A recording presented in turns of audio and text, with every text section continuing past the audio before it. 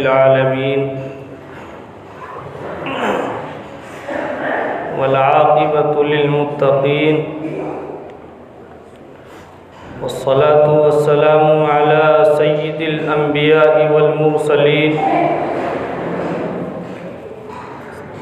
وعلى آله وصحبه وأزواجه وذرياته أجمعين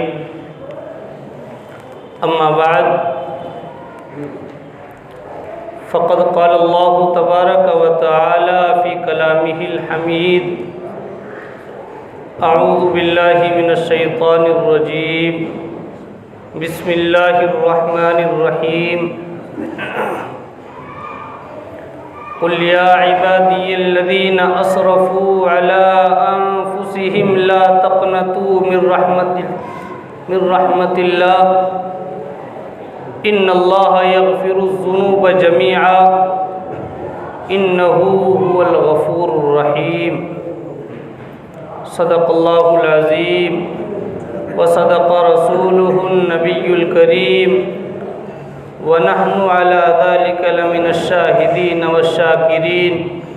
والحمد لله رب العالمين۔ محترم حاضرین، معزز سامعین اعظام، رجب المرجب کا یہ آخری جمعہ ہے۔ آج 30 رجب المرجب ہے۔ کل سے شعبان المعظم کا مہینہ شروع ہو رہا ہے، جس کے بارے میں اللہ کے نبی علیہ السلام نے فرمایا کہ شعبان شہری و رمضان شہر اللہ، کہ شعبان میرا مہینہ ہے اور رمضان اللہ کا مہینہ ہے۔ یقیناً یہ دونوں مہینے بڑے بابرکت اور بڑی فضیلت کے حامل ہیں۔ شعبان المعظم کے اندر ہمارے سامنے شب برات بھی آ رہی ہے، اس کے بعد رمضان المبارک کا مہینہ ہمارے سامنے آنے والا ہے، جس کی ہم انتہائی ناقدری کرتے ہیں، اس کے حقوق ہم سے ادا نہیں ہو پاتے۔ یقیناً ہمیں ابھی سے جد و جہد اور کوشش کرنی ہے کہ ہمیں اس مہینے میں اور اگلے مہینے میں ہمیں کن اعمال کو اپنی زندگیوں میں لانا ہے۔ اللہ کے نبی علیہ السلام نے فرمایا شعبان شہری و رمضان شہر اللہ۔ اس حدیث کا مطلب یقیناً یہی ہو سکتا ہے کہ اس مہینے کے اندر اور مہینوں کے اعتبار سے زیادہ عبادت انسان کو کرنی چاہیے، کہ اس مہینے کی نسبت اللہ کے نبی علیہ السلام نے اپنی طرف کی ہے۔ بہرحال اللہ رب العزت نے انسان کو بے شمار نعمتوں سے نوازا۔ نوازنے کے بعد سورہ رحمان کے اندر متعدد مرتبہ یہ ارشاد فرما دیا فَبِأَيِّ آلَاءِ رَبِّكُمَا تُكَذِّبَانِ، کہ تم اپنے رب کی کیا کیا نعمتیں جھٹلاؤ گے۔ انسان کو لیے یہ پہاڑ، یہ پودے، یہ زمین و آسمان، یہ سورج، یہ چاند، سبھی انسان کی پرستش اور عبادت میں لگا ہوا ہے۔ انسان کے تابع سبھی چیز ہیں، لیکن انسان کو چاہیے کہ وہ اپنے آپ کو اللہ کے تابع بنا دے۔ انسان کو چاہیے کہ وہ اپنے نبی صلی اللہ علیہ وسلم کے حکموں کے مطابق اپنی زندگی گزارنے والا بن جائے۔ یقیناً اللہ رب العزت نے جتنی بے شمار نعمتیں یہ بنائی ہیں، یہ ہمیں دکھائی دے رہی ہیں، یہ سب انسان کے تابع ہیں۔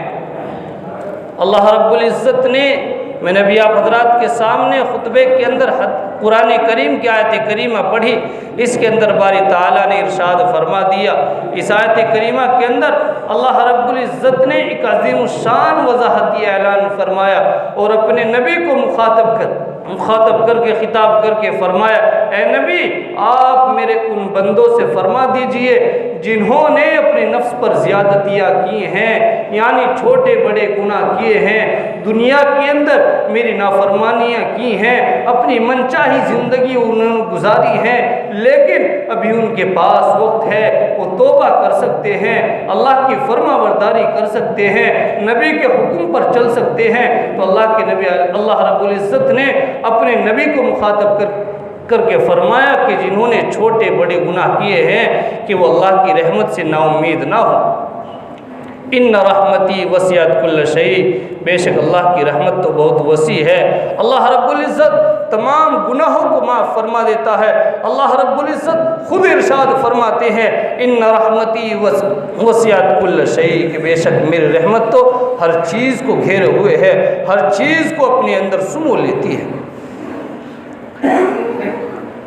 اللہ رب العزت کی وسیع رحمتوں کا اندازہ ایک حدیث کریم ہے، ایک حدیث پاک سے لگایا جا سکتا ہے۔ حضرت ابو ہریرہ راوی ہے، صحابی رسول ہے، وہ فرماتے ہیں کہ میرے اور آپ کے آقا صلی اللہ علیہ وسلم نے ارشاد فرمایا اللہ رب العزت کی 100 رحمتیں ہیں، جن میں سے ایک رحمت باری تعالیٰ نے انسان اور جنات، چوپاؤں اور کیڑوں مکوڑوں کو تقسیم کی ہے۔ دنیا کے اندر جتنی مخلوقات نظر آ رہی ہیں سبھی کو ایک رحمت عطا کی ہے۔ اسی ایک رحمت کی وجہ سے، اسی نازل کردہ رحمت کی وجہ سے یہ انسان، یہ جانور، یہ چوپائے، یہ کیڑے مکوڑے اپنے آپس میں، اپنے بچوں سے، اپنے بڑوں سے، اپنے چھوٹوں سے محبت کرتے ہیں، پیار و محبت کا معاملہ کرتے ہیں، صلہ رحمی کرتے ہیں۔ گویا کہ اس دنیا کے اندر، اس کائنات کے اندر جو بھی رحم و کرم کے معاملے صادر ہوتے ہیں، جو بھی ہمیں معاملات نظر آ رہے ہیں، یہ سب اسی ایک رحمت کا نتیجہ ہے، اسی ایک رحمت کا صلہ ہے۔ باقی 99 رحمتیں باری تعالیٰ نے اپنے پاس رکھ رکھی ہیں، جو قیامت کے دن باری تعالیٰ اپنے بندوں کو عطا فرمائیں گے۔ اس دنیا کے اندر، اس کائنات کے اندر یہ جو کچھ بھی نظر آ رہا ہے، خواہ وہ زمینی اشیاء کی تخلیقات ہو، سونا چاندی جواہرات ہو، کوٹھی بنگلے محلات ہو، یا طرح طرح کی آسائش، آرائش اور نمائش کی چیزیں ہو، سبھی اسی رحمت کا نتیجہ ہے۔ زمین سے غلہ اگل رہا ہے، یہ بھی اسی رحمت کا نتیجہ ہے۔ پیڑ پر جو باغات ہوتے ہیں، ان کے اوپر جو پھل اگتے ہیں، یہ بھی اسی ایک رحمت کا نتیجہ ہے۔ ہمارے پاس جو بنگلے ہیں، کوٹھیاں ہیں، طرح طرح کی گاڑیاں ہیں، موٹر گاڑیاں ہیں، اور ہمارے پاس بنگلے ہیں، طرح طرح کی آرائش اور نمائش کی چیزیں ہیں، ہم ایئر کنڈیشن کمروں کے اندر آرام کر رہے ہوتے ہیں، یہ سب اسی ایک رحمت کا نتیجہ ہے۔ میرے عزیزو، آپ اندازہ لگا سکتے ہو جب ایک رحمت کے اندر اتنی تمام چیزیں باری تعالیٰ نے ہم سب کو عطا فرما دی، تو یقیناً ابھی تو 99 رحمتیں ہم سب کے لیے باقی ہیں، وہ بھی ہمارے لیے تیار کی گئی ہیں، وہ بھی ہم سب کو ملنی ہے، بشرطے کہ ہم اللہ کے حکموں کو پورا کرنے والے بن جائیں، اللہ کے نبی علیہ السلام کی سنتوں پر عمل کرنے والے بن جائیں۔ حضرات مفسرین نے اس آیت کی تفسیر میں لکھا ہے، حضرت ابن عباس رضی اللہ تعالیٰ عنہ فرماتے ہیں کہ کچھ لوگ ایسے تھے جنہوں نے ناحق قتل کیے اور بہت کیے، اور زنا کا ارتکاب کیا، بہت کیا، اپنی زندگی کے اندر اللہ کی نافرمانیاں کی، نبی کی سنتوں کا جنازہ نکالا، اللہ کے حکموں کو توڑ کر اپنی منچاہی زندگی گزاری۔ وہ اللہ کے نبی علیہ السلام کی خدمت میں آئے۔ آقا علیہ السلام جب غیروں کے پاس دین کی دعوت لے کر جایا کرتے تھے، حق کی تبلیغ کیا کرتے تھے، اسلام کو پیش کیا کرتے تھے، تو وہ لوگ کہا کرتے تھے کہ یا نبی اللہ، جس دین کی آپ ہم کو دعوت دیتے ہیں، جس دین کو آپ ہمارے سامنے پیش کرتے ہیں، جس دین کے اندر آپ ہم کو داخل کرانا چاہتے ہیں، وہ ہے تو بہت اچھا، لیکن فکر یہ ہے کہ جب ہم اتنے بڑے بڑے گناہ کر چکے، اللہ کی نافرمانیاں کر چکے، آگ پرستش ہم کر چکے، سورج پرستش ہم کر چکے، پتھروں کو ہم پوجتے ہیں، تمہاری نافرمانیاں ہم کرتے ہیں، اللہ کی نافرمانیاں ہم کرتے ہیں، تو فکر یہ ہے کہ اگر ہم مسلمان ہو گئے، اگر ہم دین کے اندر اپنا داخلہ کرا لیا، ہم نے تمہارے دین کے اندر داخلہ کرا لیا، تمہارے دین کو مان لیا، اللہ سے توبہ کر لی، اللہ کے ہم بن گئے، تو فکر یہ ہے کہ ہماری توبہ بھی قبول ہو سکے گی یا نہیں۔ فکر کر رہے ہیں کہ ہم تو اللہ کی نافرمانیاں کر چکے ہیں، لیکن اگر ہم اسلام کے اندر داخل ہوتے ہیں تو اللہ رب العزت ہماری توبہ بھی قبول کریں گے یا نہیں؟ فوراً باری تعالیٰ کی طرف سے یہ آیت نازل ہوتی ہے، قُلْ يَا عِبَادِيَ الَّذِينَ أَسْرَفُوا عَلَىٰ أَنفُسِهِمْ لَا تَقْنَطُوا مِن رَحْمَةِ اللَّهِ إِنَّ اللَّهَ يَغْفِرُ الذُّنُوبَ جَمِيعًا إِنَّهُ هُوَ الْغَفُورُ الرَّحِيمُ کہ اگر آدمی مرنے سے پہلے اپنی موت کے وقت سے پہلے بڑے بڑے گناہ، چاہے اس نے جتنی نافرمانیاں کی ہوں، جتنے بڑے گناہ کیے ہوں، حتیٰ کہ کفر و شرک سے بھی اگر وہ توبہ کرے تو اللہ رب العزت اس کی توبہ کو قبول فرماتے ہیں، اور سچی پکی توبہ سے تمام گناہ باری تعالیٰ معاف فرما دیتے ہیں۔ قرآن کریم کے اندر ایک آیت ہے، حضرت ابن عباس رضی اللہ تعالیٰ عنہ فرماتے ہیں کہ اللہ رب العزت کے نزدیک رحم و کرم کی آیت یہ ہے،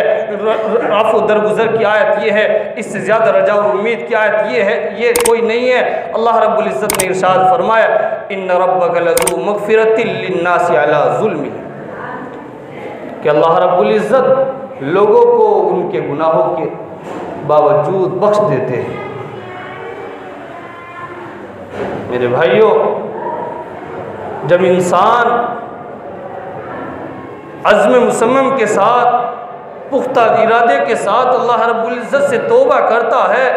اپنے گناہوں کی معافی چاہتا ہے، چاہے اس نے اپنے ماضی کے اندر جتنے گناہ کیے ہوں، جتنے قتل کیے ہوں، جتنا زنا کیا ہو، کتنی نمازیں چھوڑی ہوں، لیکن اگر وہ پختہ ارادے کے ساتھ، سچے دل کے ساتھ، یقین کے ساتھ اللہ رب العزت کے سامنے سجدریز ہوتا ہے، اللہ رب العزت کے سامنے گڑ گڑاتا ہے، معافی مانگتا ہے، تو اللہ رب العزت اس کے تمام گناہوں کو معاف فرما دیتے ہیں، خواہ اس کے گناہ سمندر کے جھاگ کے برابر ہو، یا ریت کے ذرات کے برابر کیوں نہ ہو، یا درختوں کے پتوں کے مانند ہی کیوں نہ ہو، باری تعالیٰ سب گناہوں کو معاف فرما دیتے ہیں۔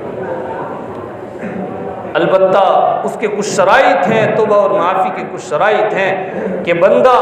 اپنے ماضی کے گناہوں سے معافی مانگے کہ باری تعالیٰ میں تیری نافرمانیاں کرتا رہا، میں نے تجھے نہیں پہچانا، تیرے نبی کی سنتوں کا جنازہ نکالتا رہا، اے اللہ مجھے حق راستے پر چلا دے، میرے تمام گناہوں کو معاف فرما دے۔ اس طرح باری تعالیٰ کے سامنے سجدہ ریز ہو کر دعائیں مانگے، معافی مانگے، باری تعالیٰ تمام گناہوں کو معاف فرما دے گا، اور اپنی موجودہ حالات پر نادم اور شرمندہ ہو کہ باری تعالیٰ میں تیری جو عبادت کر رہا ہوں، یقیناً یہ عبادت کا حق ابھی مجھ سے ادا نہیں ہو پا رہا، ابھی تیری جو فرما برداری جیسی ہونی چاہیے، جو جیسا تیرا حق ہے، اس حق کو ادا ہم سے نہیں ہو پا رہا، اے باری تعالیٰ اس حق کو اس کے حقوق کے ساتھ ہم سب کو ادا کرنے کی توفیق عطا فرما دے۔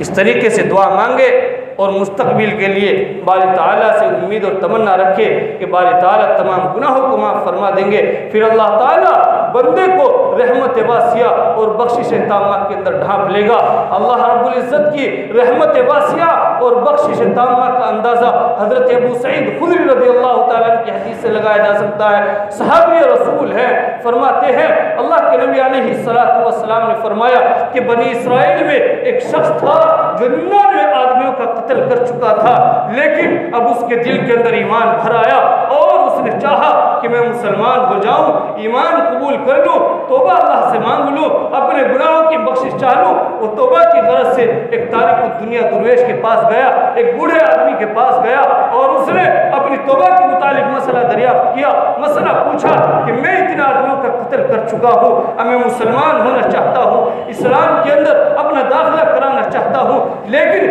اس درویش نے کہا کہ اے قاتل اب تیرے لیے توبہ کی کوئی گنجائش نہیں ہے، اب تیرے لیے توبہ کی کوئی گنجائش نہیں ہے۔ اب اس قاتل نے سوچا جب بھی میں مسلمان نہیں ہو رہا، جب بھی میری بخشش نہیں ہو پا رہی، اس نے اس درویش کو بھی قتل کر دیا۔ تو کتنے قتل کر دیا اس نے؟ 100 آدمیوں کو وہ قتل کر چکا تھا،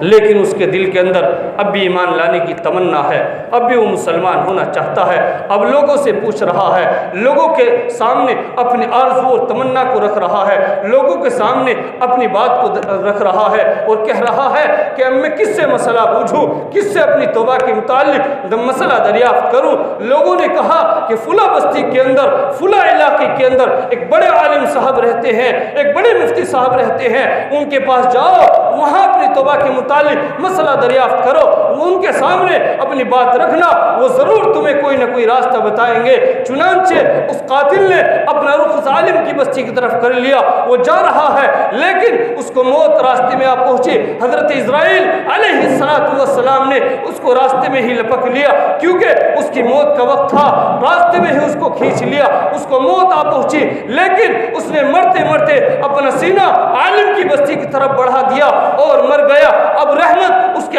مرنے کے بعد رحمت اور عذاب کے فرشتوں کے درمیان اختلاف ہو گیا۔ رحمت کے فرشتے کہہ رہے ہیں کہ باری تعالیٰ سے میں اس کو معاف کراؤں گا، عذاب کے فرشتے کہہ رہے ہیں کہ نہیں، اس نے باری تعالیٰ کی پوری زندگی نافرمانیاں کی ہیں، میں اس کو عذاب دلاؤں گا، میں اس کو جہنم کے اندر گراؤں گا، باری تعالیٰ کے سامنے میں بھی اپنے پاس اپنی بات کو رکھوں گا۔ لیکن اللہ رب العزت احکم الحاکمین ہے، غفار ہے، ستار ہے، غفور الرحیم ہے۔ باری تعالیٰ نے زمین کو حکم دیا، عالم کی بستی کی طرف زمین کو حکم دیا کہ قریب ہو جا، وہ زمین قریب ہو گئی، اور جہاں سے وہ چلا تھا، جدھر سے وہ چلا تھا، اس بستی کو حکم دیا، اس زمین کو حکم دیا کہ دور یعنی لمبی ہو جا۔ چنانچہ باری تعالیٰ کی طرف سے فرشتوں کو حکم ہوا کہ زمین کو ناپو، موازنہ کرو۔ چنانچہ زمین کو ناپا گیا تو عالم کی طرف والی زمین ایک بالشت کم ہو، اسی لیے اس قاتل کی مغفرت کا فیصلہ کر دیا گیا۔ میرے بھائیوں، اب دیکھیے، معلوم ہوا کہ انسان اگر توبہ کا ارادہ بھی کر لے، توبہ بھی نہ کر پایا ہو، تب بھی اللہ کی رحمت جوش میں آتی ہے اور مغفرت کر دی جاتی ہے۔ یقیناً میرے آپ سب سے بھی یہی درخواست ہے کہ اللہ رب العزت کی رحمت سے کبھی بھی مایوس نہیں ہونا چاہیے۔ بندہ اللہ کے ساتھ جیسا گمان رکھتا ہے، اللہ رب العزت بندے کے ساتھ ویسا ہی معاملہ فرماتے ہیں۔ اس لیے بندے کو چاہیے کہ وہ کام میں لگا رہے، جو بھی ہو سکے کرتا رہے، جتنا کرو گے اتنا ضرور ملے گا۔ اپنی زندگی کے اندر دین کو پیدا کرنا ہے، دین کو لانا ہے، دین کے مطابق ہم سب کو اپنی زندگی گزارنی ہے۔ جب ہم دین کے مطابق اپنی زندگی کو گزاریں گے، نبی کی سنتوں پر ہم اپنی زندگیوں کے اندر عمل کریں گے، تو یقیناً ہماری دنیا کی زندگی بھی کامیاب ہوگی، اور آخرت کی زندگی جو لامحدود زندگی ہے، جو نہ کبھی ختم ہوگی، نہ اس کا کوئی اختتام ہوگا، اس زندگی کے اندر بھی ہم کامیاب ہوں گے۔ اللہ رب العزت ہم سب کو کہنے سننے سے زیادہ عمل کی توفیق عطا فرمائے۔ وآخر دعوانا الحمدللہ رب العالمین۔